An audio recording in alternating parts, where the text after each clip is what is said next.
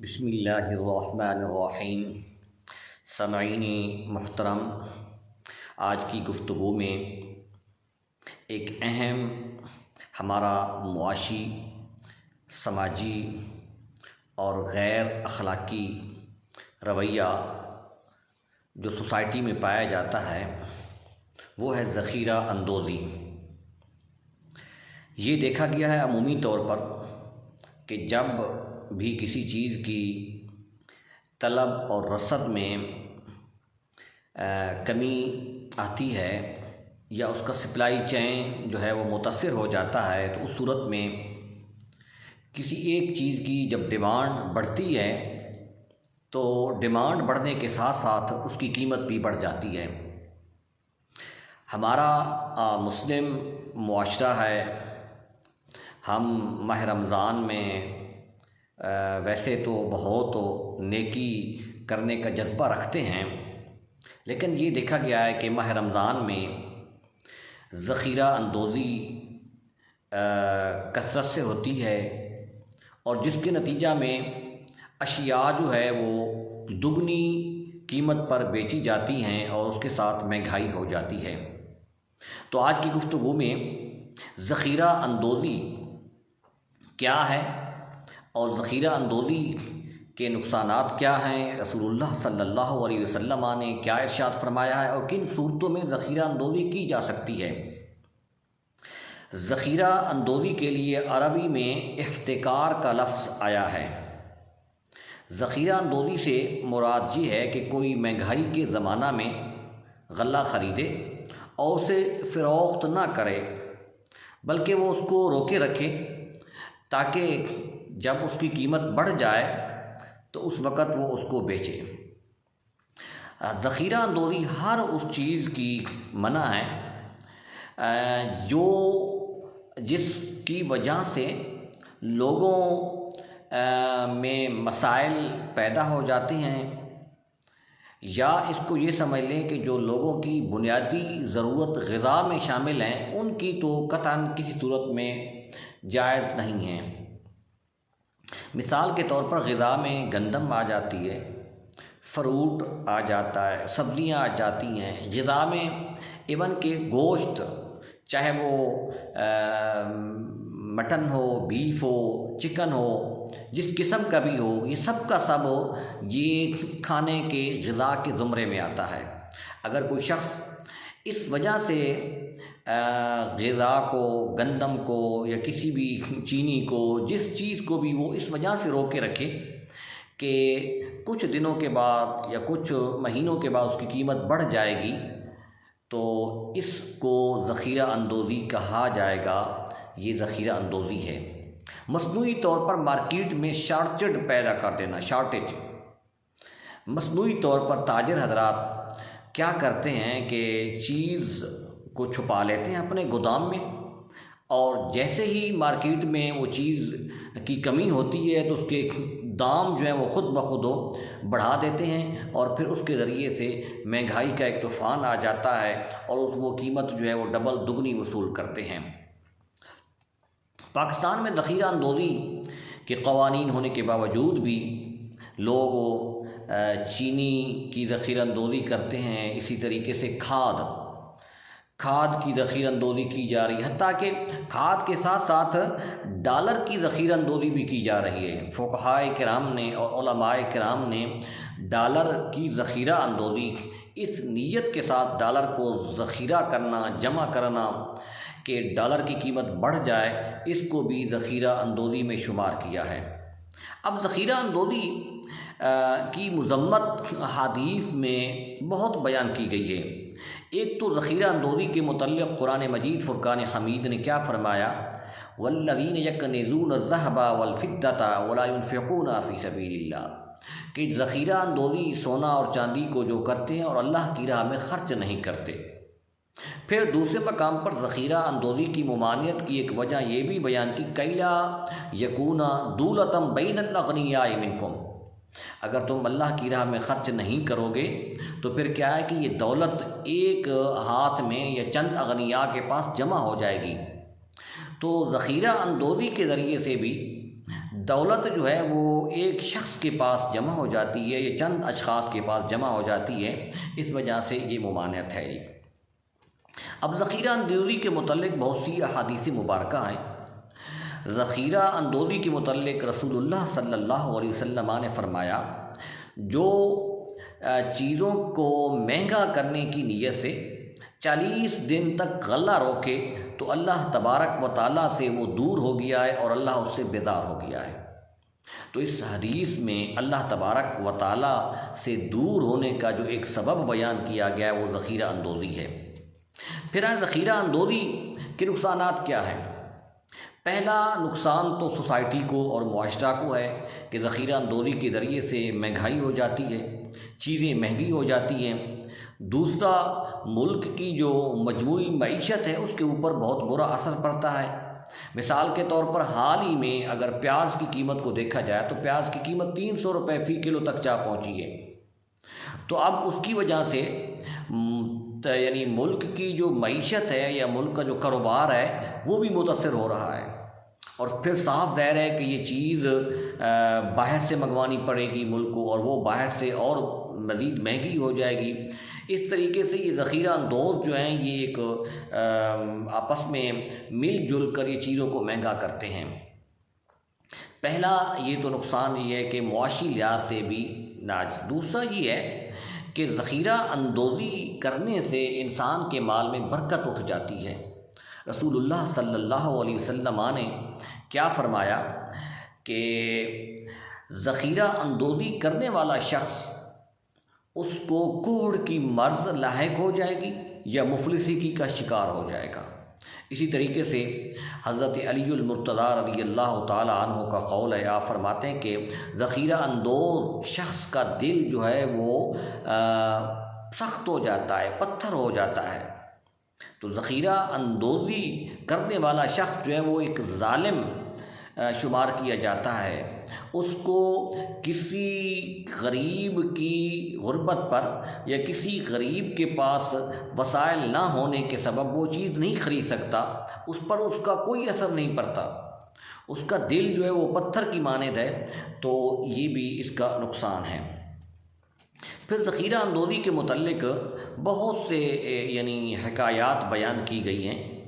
ایک حکایت یہ بھی ہے کہ ذخیرہ اندوزی جو کرنے والا شخص ہے اس کے متعلق فقہائے کرام، بزرگان دین کتنے جو ہے وہ اس میں اپنا جو ہے وہ عملی مظاہرہ وہ ظاہر کرتے ہیں یا دکھاتے ہیں کہ ایک بزرگ کا مال ایک اس کے وکیل کے ہاتھ کسی شہر میں گیا بیچنے کے لیے۔ اب وہاں جب وہ پہنچا تو اس وقت اس کی قیمت کم تھی۔ اس کو دوسرے تاجروں نے بتایا کہ اگر تم یہی مال نماز جمعہ کے بعد بیچو گے تو اس کی قیمت ڈبل ہی ہو جائے گی۔ اس نے تھوڑی دیر تک یہ مال روکے رکھا، اپنے غلہ یا اناج کو روک لیا۔ جمعہ کے بعد جب وہ بیچا مال تو اس کی قیمت ڈبل ہو چکی تھی، اور یہ بات جب اس یعنی مال کے غلہ کے مالک کو، اس بزرگ کو، اللہ کے نیک بندے کو پتہ چلی تو وہ فوراً وہاں گئے، اور اس نے کیا کیا کہ جو بھی مال تھا وہ سب کا سب اللہ کی راہ میں صدقہ کر دیا، اور کہا کہ تم اس مال کے ذریعے سے ذخیرہ اندوزی کر کے تم جو نفع حاصل کر رہے ہو یہ نفع درست نہیں ہے۔ اسی طریقے سے ذخیرہ اندوزی جو کرنے والا شخص ہے وہ اللہ کا جو قانون ہے، فطرت کا جو قانون ہے، اس کی خلاف ورزی بھی کرتا ہے۔ یہی وجہ ہے کہ امام ترمذی لکھتے ہیں کہ کھانے پینے کی چیزوں میں وہ ذخیرہ اندوزی حرام ہے۔ اب فطرت کا تقاضا یہ ہے کہ اللہ تبارک و تعالیٰ رازق ہے، ہر شخص کو رزق دینے والا ہے۔ جب اللہ تبارک و تعالیٰ ہر کسی کو رزق دے رہا ہے تو ایک انسان کس طریقے سے دوسرے شخص کی روٹی یا دوسرے شخص کا اناج یا دوسرے شخص کی غذا جو ہے وہ بند کر سکتا ہے۔ اب اسی طریقے سے حضرت عبداللہ بن مبارک فرماتے ہیں کہ کپاس اور بکری کی کھال اور اس کی مثل دوسری چیزوں کی ذخیرہ اندوزی میں کوئی حرج نہیں ہے۔ اس سے یہ پتہ چلتا ہے کہ اگر ایسی چیز سٹور کی جائے جو لوگوں کی بنیادی ضرورت نہیں ہے، یہ جس کی وجہ سے لوگوں میں بے چینی یا وہ مہنگائی نہیں ہوتی، تو اس کو ذخیرہ اندوزی کرنا درست ہے۔ اس نیت کے ساتھ بھی ذخیرہ اندوزی کرنا درست ہے کہ بوقت ضرورت اگر کوئی اللہ نہ کرے قدرتی آفات کی وجہ سے اناج میں غلہ میں کمی ہو جائے، تو اس صورت میں مناسب قیمت کے اوپر وہ چیز جو ہے مارکیٹ میں مہیا کی جا سکے۔ اس سلسلے میں حضرت یوسف علیہ السلام کے زمانہ میں جب قحط آیا تو حضرت یوسف علیہ السلام نے اناج کو، گندم کو سٹور کیا، ذخیرہ کیا، اور ذخیرہ کی جو نیت تھی وہ یہی تھی کہ اگلے چند سالوں میں جب اس اناج کی ضرورت پڑے گی تو اس کو نکالا جائے گا۔ اسی طریقے سے ہمارے یہاں پاکستان میں خصوصاً پنجاب میں جو فوڈ کا نظام ہے، فوڈ ڈپارٹمنٹ نے جو گندم ذخیرہ کرتے ہیں، تو وہ بھی بہت اچھا اقدام ہے، درست اقدام ہے۔ کیوں کہ جیسے ہی مارکیٹ میں وہ گندم یا آٹے کی کمی ہوتی ہے تو گورنمنٹ ایک مناسب قیمت کے اوپر، کنٹرول قیمت کے اوپر وہ مارکیٹ میں وہ گندم مہیا کرتی ہے۔ تو اس طرح کی ذخیرہ اندوزی کرنا یہ درست ہے۔ رہا مسئلہ کہ سونا اور چاندی کی ذخیرہ اندوزی کرنا، ہمارے گھروں میں زیورات ہوتے ہیں، تو یہ ایسے زیورات رکھنا اس میں کوئی ممانعت نہیں ہے جی، اور یہ زیورات کوئی شخص اس نیت کے ساتھ، یا سونا یا چاندی اس نیت کے ساتھ رکھتا ہے کہ اس کی قیمت بڑھ جائے گی، تو اس میں کوئی حرج نہیں ہے۔ اس کی وجہ یہ ہے کہ سونا اور چاندی جو ہے یہ لوگوں کی بنیادی ضرورت نہیں ہے، اور اس کے ذریعے سے کوئی ملک میں مہنگائی یا ملک کی معیشت کے اوپر اس کا اثر نہیں پڑتا۔ اس وجہ سے اس کے برعکس ڈالر جو ہے، یہ غیر ملکی کرنسی جو ہے، وہ اگر کوئی سٹور کرتا ہے تو ڈالر، خصوصاً ڈالر کی ذخیرہ اندوزی کے ذریعے سے ملک کی معیشت پر اس کا پورا اثر پڑتا ہے۔ ڈالر کی جب ملک میں شارٹیج ہوتی ہے تو اس کے ذریعے سے چیزوں کی قیمت جو ہے وہ بڑھ جاتی ہے۔ بہت سی حدیث مبارکہ ہم نے پہلے بھی ذکر کی ہیں۔ ایک حدیث مبارکہ رسول اللہ صلی اللہ علیہ وسلم سے مروی ہے۔ آپ نے فرمایا کہ تاجر خوش بخت ہے اور ذخیرہ اندوز ملعون ہے جس کے اوپر لعنت کی گئی ہے۔ تاجر کے رزق میں اللہ تبارک و تعالیٰ برکت عطا کرتا ہے، جبکہ جو ذخیرہ اندوز ہے اس کے رزق میں برکت نہیں ہوتی، اور ساتھ ساتھ اس پر لوگوں کی بھی لعنت ہوتی ہے اور اللہ کی طرف سے بھی لعنت ہوتی ہے۔ حضرت عثمان غنی رضی اللہ تعالیٰ عنہ کا ذخیرہ اندوزی کے بارے میں جو آپ کا ایک طرز عمل ہے، وہ بہت ہی آج کے تاجروں کے لیے قابل تقلید ہے اور قابل نمونہ ہے۔ حضرت ابوبکر صدیق رضی اللہ تعالیٰ عنہ کے زمانہ میں قحط پڑ گیا۔ لوگ حضرت ابوبکر صدیق کی بارگاہ میں آئے اور کہا کہ اس طریقے سے مدینہ طیبہ میں گندم کی کمی ہے، تو آپ نے فرمایا کہ انشاءاللہ کل سے یہ شارٹیج جو ہے گندم کی دور ہو جائے گی۔ دوسرے دن لوگوں کو پتہ چلا کہ حضرت ابوبکر صدیق رضی اللہ تعالیٰ عنہ حضرت عثمان غنی رضی اللہ تعالیٰ عنہ کے پاس 1000 بوری گندم کی وہ پہنچ چکی ہے۔ تو جیسے ہی مدینہ کے تاجروں کو پتہ چلا کہ حضرت عثمان غنی رضی اللہ تعالیٰ عنہ کے پاس بہت بڑا وافر مقدار میں گندم آ چکی ہے، وہ گئے۔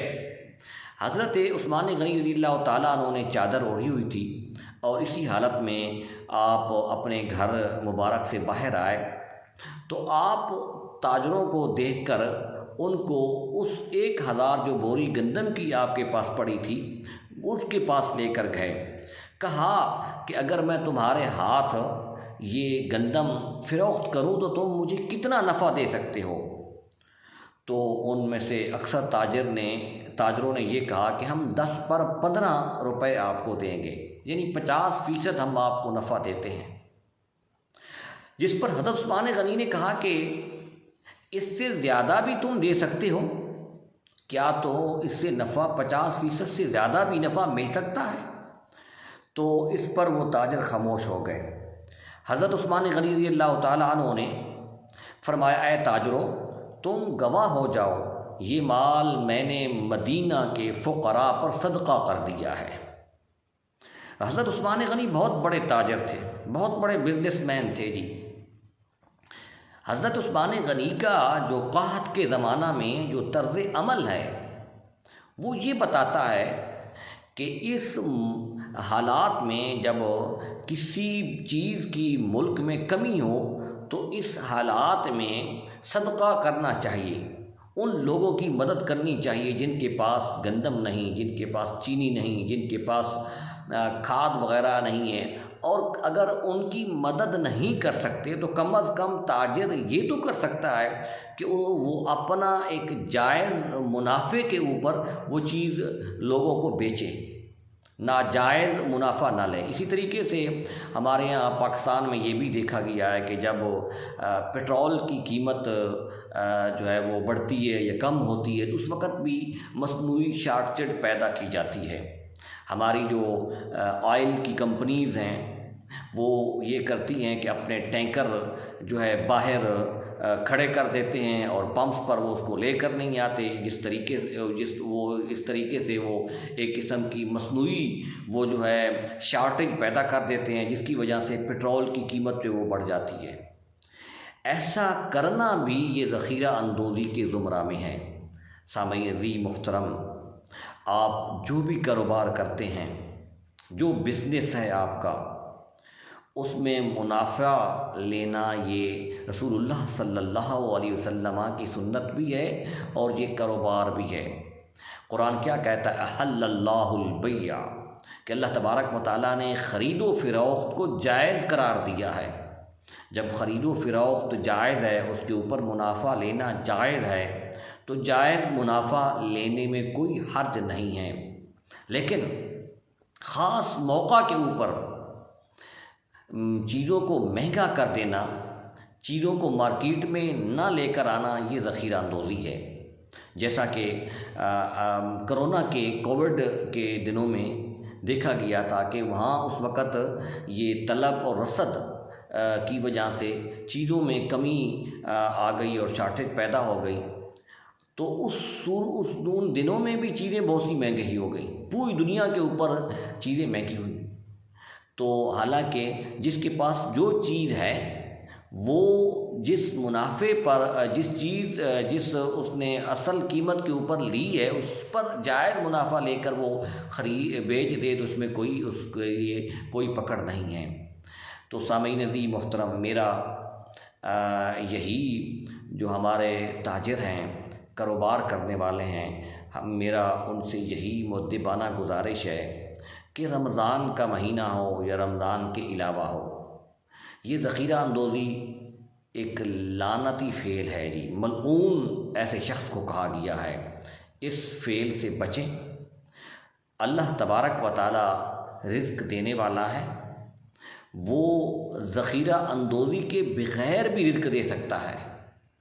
واللہ یرزق من یشاء، اللہ تبارک و تعالی جسے چاہے بغیر حساب کتاب اس کو رزق دے سکتا ہے، دیتا ہے جی۔ تو ذخیرہ اندوزی کے ذریعے سے یہ چند دنوں کی زندگی ہے، ذخیرہ اندوزی کے ذریعے سے جو چیزوں کو مہنگا کیا جاتا ہے اس سے بچیں۔ شکریہ، وما علینا الا البلاغ المبین۔